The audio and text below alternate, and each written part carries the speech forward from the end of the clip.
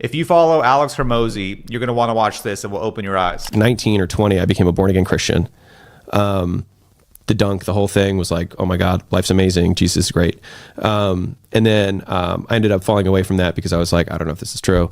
And then I spent the next 5 years dedicated to apologetics, which is defense of faith of the Christian faith. So just learning the arguments around like why Christianity like is true, right? I ended up not believing in it, and I can give a variety of reasons, but I'll give you the simplest one.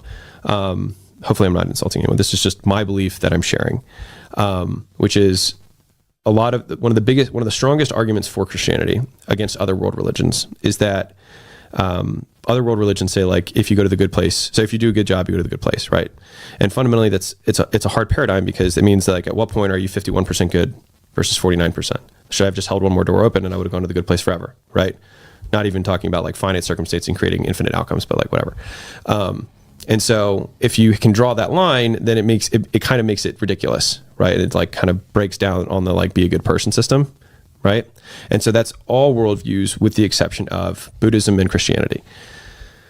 With Christianity, they're like, you don't have to be good, you just have to have faith. And if you have faith in Jesus, then you go to the good place, right? And so the reason that for me, fundamentally, I didn't believe in that was because you actually create another false binary, which is believe or not believe, when in reality is to what extent you believe. It's how hard you believe. And again, you create another 50% line, which is should I believe 1% more? And then I would go into the good place forever, right? So anyways, the point is that I studied apologetics for a long period of time. And then I was really sad. And I was just like, fuck being sad. I was like, fuck happiness. I was like, I'm just going to do stuff that I think is cool. And that was like the first break in the chain for me. My slogan to myself was actually just fuck happiness. And that was wildly freeing because I stopped judging myself for not being happy. And then I was just like, oh, I am unhappy. I'm like, cool, whatever. And I just kept going. And all of a sudden it just like stopped mattering to me. Like I don't think about it. I genuinely, like I don't think like, does this make me happy? Does it not? Like I don't think about it.